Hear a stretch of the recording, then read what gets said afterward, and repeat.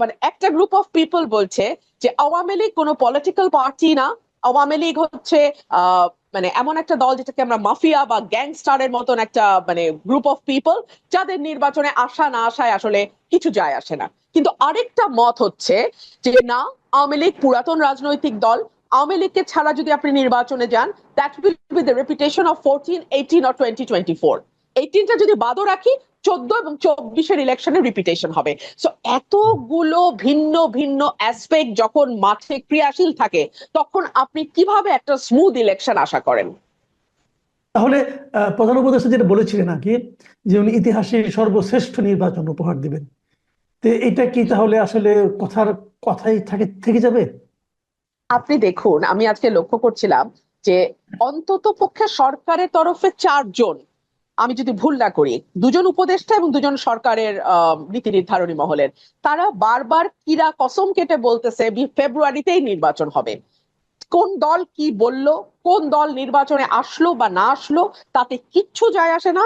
সরকার ফেব্রুয়ারি ঘোষণা করেছে, তো ফেব্রুয়ারিতে নির্বাচন হবে। অর্থাৎ তারা নিজেরাও জানে যে কতটা ভোলেটাইল একটা সিচুয়েশন এখন বাংলাদেশে প্রিভেইল করছে। তারা নিজেরাও কিন্তু খুব একটা কনফিডেন্ট না যে কেমন ইলেকশন, বাট তারা রিপিটেডলি কথাটা বলছে। আপনি মাসুদ ভাই যখন একটা কথা বারংবার বলবেন, তখন ওটা আপনার নিজের প্রতি আস্থাহীনতারই একটা বহিঃপ্রকাশ। না হলে একই কথা আসলে বারবার বলার দরকার নাই। এবং বাংলাদেশ বিশ্বের সম্ভবত অল্প কয়েকটা দেশের একটা, যেখানে নির্বাচন আসলেই অবাধ, সুষ্ঠু, নিরপেক্ষ, স্মরণকালের সবচেয়ে ভালো, জীবনে এত ভালো ইলেকশন কোনোদিন হয় নাই, আমরা পৃথিবীর শ্রেষ্ঠ ইলেকশন দেব, এই সব উদ্ভট এবং বাজে কথা নির্বাচনের আগে যুক্ত করা হয়। আরে ভাই, নির্বাচন মানেই তো free, fair, inclusive and neutral হওয়ার কথা। তো এটাকে আবার এতগুলো বিশেষণ দিতে হয় কেন, আমি তো এটাও বুঝি না। আচ্ছা, আপনি আরেকটা কথা বললেন যে এই এনসিপি কে আপনি বললেন যে এটা ডক্টর ইউনূসের দল। আচ্ছা ঠিক আছে, হতে পারে ইউনূসের দল, কিন্তু ইদানিং কি আপনি খেয়াল করছেন যে এনসিপি কিন্তু ডক্টর ইউনূসের ব্যাপারেও বেশ মানে শুনতে ভালো শোনায় না এই ধরনের শব্দ উচ্চারণ করে কিন্তু ইউনূসের সমালোচনা করছেন, যে ডক্টর ইউনূস ভুল জায়গায় সেজদা দিয়েছেন না কি করেছেন এগুলো বলছেন। তাহলে নিজের দল তার সৃষ্টিকর্তার বিরুদ্ধে এই ধরনের কথা বলছে, এটাকেই বা আপনি কিভাবে জাস্টিফাই করবেন? এখানে দুটো বিষয় হতে পারে। যেহেতু শুরু থেকেই এনসিপি কে কিংস পার্টি বলা হচ্ছে, শুরু থেকেই আমি এনসিপি কে রাজার দল বলি। কিংস পার্টির চেয়ে আমার কাছে রাজার দল কথাটা বেশি পছন্দ, তো আমি তাকে রাজার দল বলি। তো তাদের এক ধরনের পারসেপশন ক্রিয়েটের ব্যাপার আছে যে না, আমরা রাজার দল না। এই যে দেখুন, আমরা রাজাকেও সমালোচনা করি, কিন্তু আপনার বা আমার অভিজ্ঞতা কি বলে, টকশোতে যখন আমরা বসি, এনসিপি যিনি রিপ্রেজেন্ট করছেন, তিনি এনসিপি কে যতটা রিপ্রেজেন্ট করেন, গভর্নমেন্টকে তার চেয়ে কোনো অংশে কম রিপ্রেজেন্ট করেন না। সো এই যে একটা পারসেপশন তৈরি হয়েছে, যেটা রাজার দল, সেটা ডক্টর ইউনূসের কথা থেকে এবং এনসিপির আচরণ থেকে, সেটা ভাঙবার একটা চেষ্টা হয়তো নির্বাচনের আগে তারা করতে চাইছে। এক, অথবা যেটা হতে পারে সেটা হচ্ছে রাজার সঙ্গে তাদের এতদিন যে সুখের সংসার ছিল, সেই সংসার সম্ভবত ততটা সুখের এখন আর নাই। কারণ আমরা রাজার উপদেষ্টা মানে অর্থাৎ পারিষদদের, মন্ত্রী পরিষদ সদস্যদের, অন্যান্য উপদেষ্টাদের বলতে শুনছি যে এনসিপি যাই বলুক না কেন, রাজা যেহেতু নির্বাচন ফেব্রুয়ারিতে বলেছেন, তো নির্বাচনটি ফেব্রুয়ারিতেই হবে। এখনো কিন্তু এনসিপির নিবন্ধন হয় নাই। সুতরাং এনসিপির জন্য অত্যন্ত চ্যালেঞ্জিং হয়ে যাবে ফেব্রুয়ারির আগে, নির্বাচনের আগে, তাদের সমস্ত শর্ত পূরণ করে একটা মানে রেজিস্ট্রেশন পাওয়া।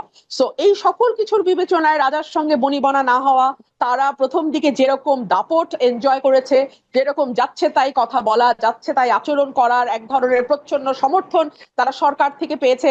না হলে তো উপদেষ্টাদের পিএসরা কোটি কোটি টাকা বানাতে পারতো না।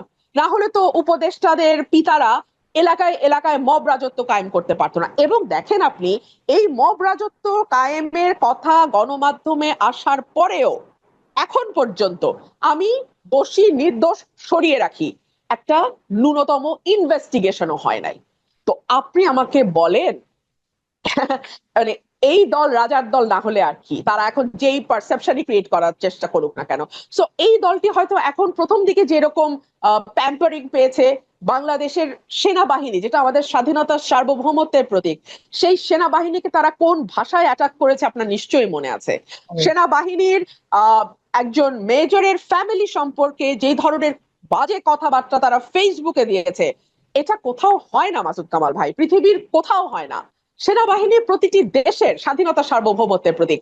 এটাকে যখন আপনি কটাক্ষ করবেন, এটাকে যখন আপনি হেয় করবেন, তখন আপনি কিন্তু বাংলাদেশের স্বাধীনতা সার্বভৌমত্বকে প্রশ্নের মুখে ফেলে দেবেন। জি, আরেকটা প্রসঙ্গ, এটা খুব রিসেন্টলি হয়েছে। আমি মানে এটা আলোচনা হচ্ছে, আমি সম্ভবত এটি আমাদের শেষ প্রশ্ন।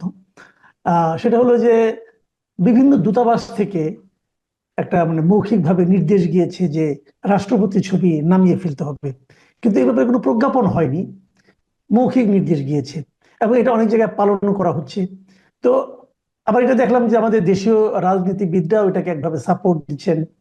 আপনি যে দলের সঙ্গে যুক্ত সেই দলের একজন নেতা বলেছেন যে তারা বোধহয় নো পোর্ট্রেট নীতিতে অগ্রসর হচ্ছে। তো এখন যেটাই হোক, কোশ্চেনটা হলো কি যে এই জিনিসটা যদি হয়ে থাকে, এর তো কোনো প্রজ্ঞাপন দেখলাম না, সরকারি কোনো নির্দেশনা দেখলাম না। এটা কি মৌখিক ভাবে হয়, অথবা এভাবে কি হওয়া উচিত? রাষ্ট্রপতি কি ব্যক্তিটা ইম্পর্টেন্ট না চেয়ারটা ইম্পর্টেন্ট? এই বিষয়গুলো নিয়ে কিন্তু অনেক জায়গায় আলোচনা হচ্ছে। এটাকে আপনি আসলে কিভাবে দেখছেন? দেখুন, গত 1 বছরে রাষ্ট্রটাকে ঐক্যবদ্ধ রাখা, মানুষকে ঐক্যবদ্ধ করা, 15 বছর যে বিভাজনের চাষ হয়েছে সেটাকে বন্ধ করা, ল অ্যান্ড অর্ডারকে স্থিতিশীল করা, প্রতিষ্ঠানগুলোকে শক্তিশালী করা, এই দিকে মনোযোগ না দিয়ে সরকার আরো অন্যান্য অনেক নিটিগিটি ছোট ছোট ব্যাপারের দিকে মনোযোগ দিয়েছে। ধরুন, এই যে এই রাষ্ট্রপতির পোর্ট্রেটের ব্যাপারটাই ধরুন, এই পোর্ট্রেটটি সরানো কেন হলো আমরা কেউ জানি না। আপনি জানেন না, আমি জানি না, রাজনৈতিক দলগুলো জানে কিনা আমি জানি না। সো এই যে কেউ না জানলো, চুপে চুপে একটা মৌখিক নির্দেশ দেয়া হলো, এটার অর্থটা কি? যদি নো পোর্ট্রেট নীতি নিয়ে থাকে তাহলে সেটা প্রজ্ঞাপন দিয়ে আমাদের জানাক, তাহলে কারো পোর্ট্রেট থাকবে না, ওয়েল এনাফ। আর কোন পলিটিক্যাল পার্টি যদি সেটাকে সাপোর্ট করে, তাহলে আমি আশা করব সেই পলিটিক্যাল পার্টিও যখন ভবিষ্যতে ক্ষমতায় যদি যায়, তাহলে তারাও নো পোর্ট্রেট নীতি নেবে। ডেফিনেটলি আমরা সেটা আশা করব। সো আমরা না এখন পিসমিল বেসিসে কাজ করছি, মানে যেটা সামনে আসছে ওটা নিয়ে কাজ করছি, কিন্তু আমাদের আসল যে কাজগুলো, এই সরকারের যে গুরু দায়িত্বটা ছিল 5ই অগস্ট 2024 সাল থেকে আজকে 25 সালের অগস্ট মাস অলমোস্ট শেষ হতে যাচ্ছে, এখন পর্যন্ত সেই আসল জায়গাগুলোতে আমরা হাত দিতে দেখলাম না। রাষ্ট্রপতির ছবি থাকবে কি থাকবে না সেটা নিয়ে সরকার যত ব্যস্ত, তার চেয়ে যদি বাংলাদেশের ল অ্যান্ড অর্ডার সিচুয়েশনটা ঠিক করার দিকে সরকার মনোযোগী হতো, যদি মানুষের নিরাপত্তা দেওয়ার ব্যাপারে সরকার মনোযোগী হতো, যদি একজন ভালো উপদেষ্টাকে স্বরাষ্ট্রের দায়িত্ব দেওয়া হতো, যদি নির্বাচন সামনে রেখে কিভাবে তারা রোডম্যাপ তৈরি করবে সেটা নিয়ে মানুষের সামনে একটা ক্লিয়ার পিকচার দিত, যদি রাজনৈতিক পলিটিক্যাল পার্টিগুলোর মধ্যে আহ ঐক্যমতের ব্যাপারে আরেকটু জোর দিত এবং যত দ্রুত সম্ভব নির্বাচনের ব্যাপারে একটা ফয়সালা করতে পারতো, তাহলে আমার মনে হয় যে দেশটা আরেকটু বোধহয় রাইট ট্র্যাকে যেত। আপনি যদি সাধারণ মানুষের দিকে কান পাতেন, যারা কোনো পলিটিক্স করে না, তারা কিন্তু ভীত এবং তারা বলে দ্রুত একটা পলিটিক্যাল গভর্নমেন্ট আসুক, সেই গভর্নমেন্ট যেমনই হোক is better than an unelected government. আমরা তো দেখলাম রাজনৈতিক নেতাদের শাসনও 53 বছর দেখলাম, আবার আমরা অরাজনৈতিক বিশ্ববিখ্যাত অতি উচ্চ শিক্ষিত মানুষের শাসনও এই 1 বছরে দেখলাম। সো মানুষ তো তার কম্পেয়ার নিজেরা নিজেদেরটা করতে পারে। জি, অনেক ধন্যবাদ, অনেক ধন্যবাদ রবীন ফারহানা। প্রিয় আপনাকে দর্শক, অসংখ্য আপনারা ধন্যবাদ। আপনারা শুনলেন ব্যারিস্টার রুমিন ফারহানার বিশ্লেষণ আমাদের নির্বাচন নিয়ে, ডক্টর ইউনূসের কথার প্রতি মানুষের আস্থা নিয়ে, রাষ্ট্রপতির ছবি নিয়ে, আইন শৃঙ্খলা নিয়ে, সবকিছু নিয়ে।